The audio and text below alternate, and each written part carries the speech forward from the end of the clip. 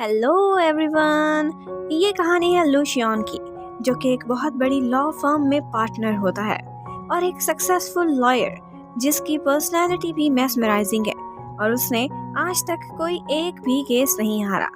देश के top 10 elites की लिस्ट में उसका भी नाम आया है। ये बहुत बड़ी अचीवमेंट्स हैं और ये है उसकी असिस्टेंट, एक पैरालीगल जिसका नाम है कियान वेई।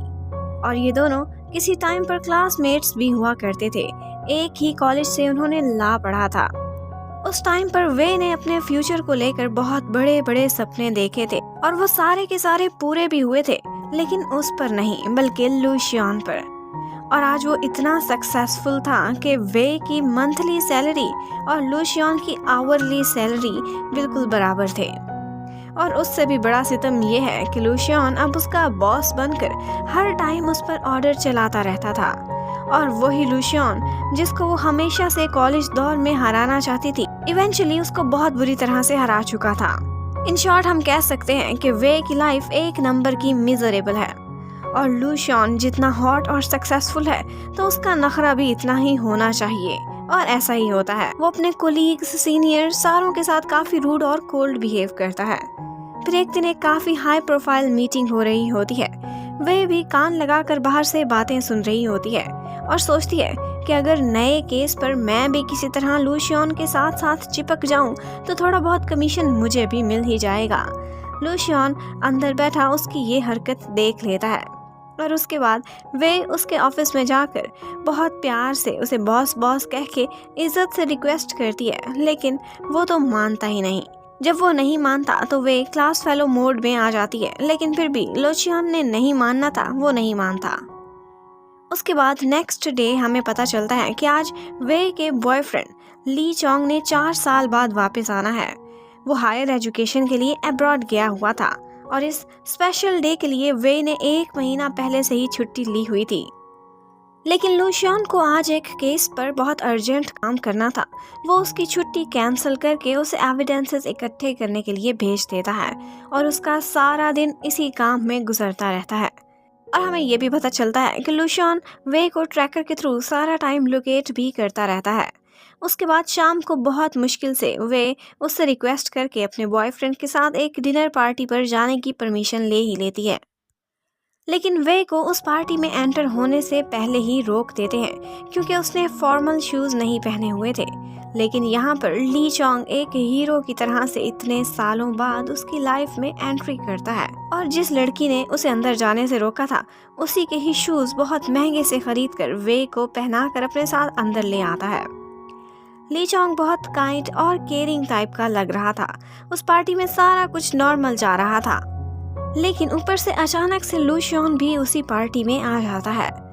उसकी टाई यहाँ पर ठीक से नहीं लगी हुई थी, तो ली चोंग को जलाने के लिए वो वे से अपने असिस्टेंट से उसे फिक्स करने को कहता है, लेकिन ली चोंग उसे रोक लेता है और खुद ही उसकी टाई ठीक करने लग जाता है। उसके बाद जब पार्टी स्टार्ट होती है तो हमें पता चलता है कि ली चोंग एक बहुत बड़ी कंपनी का लीगल डायरेक्टर है और उस कंपनी ने रिसेंटली नए शेयर्स खरीदे हैं और एक बहुत बड़ा केस भी रिसेंटली पकड़ा है जो कि लूशियन की कंपनी उनके अगेंस्ट लड़ेगी। ये एक बहुत ही हाई प्रोफाइल केस था, तो उसकी बॉस लैन वहां मौजूद वे और लूशियन को सारों के सामने शर्मिंदा करने लगती।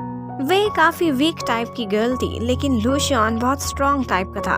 वो सारों के सामने जाकर इस सिचुएशन को बहुत अच्छे से हैंडल करता है और फिर वे का हाथ पकड़ता है और उसे वहां से ले जाने लगता है।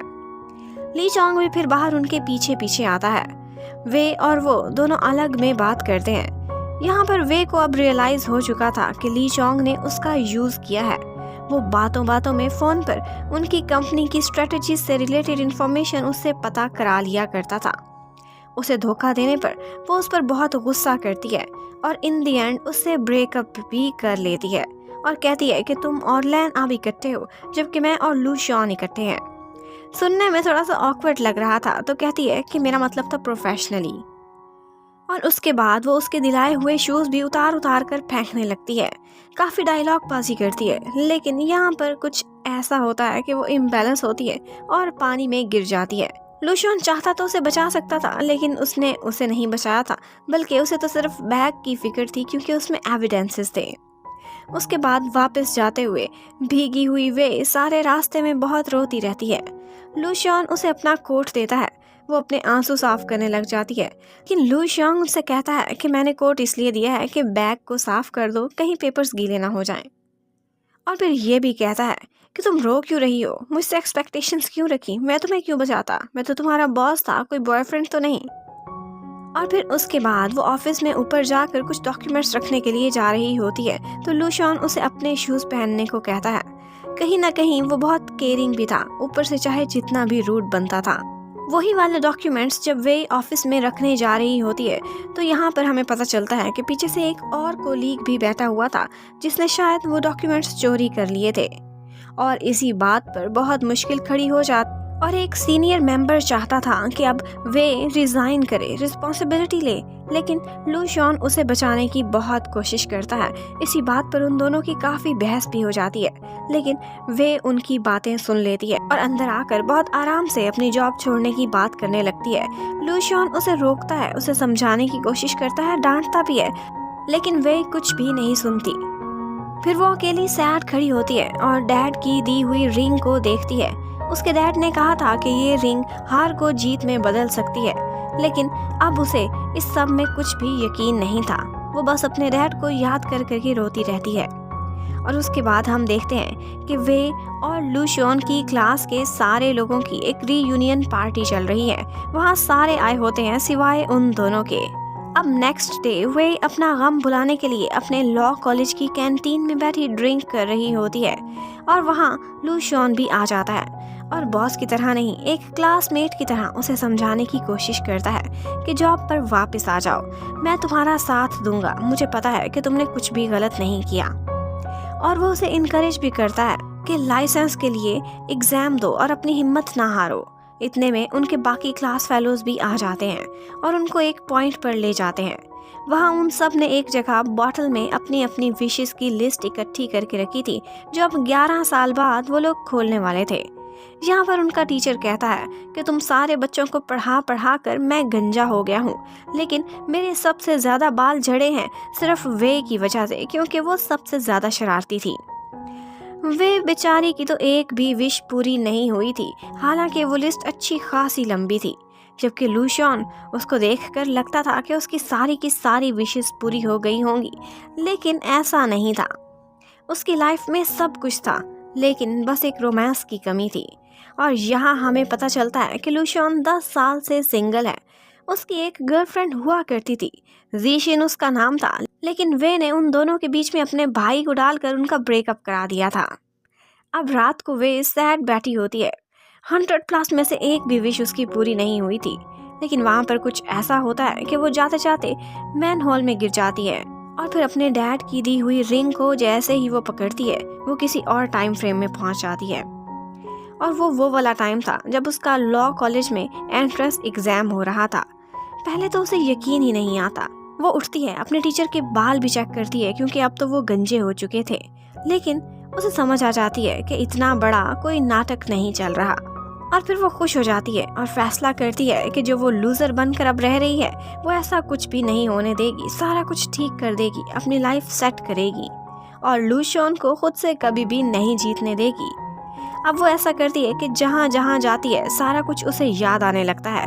वो हर होने वाला मिसहैप बिल्कुल सही कर देती है, सारा कुछ सेट करने की कोशिशों में लगी रहती है। ये ईयर 2011 था।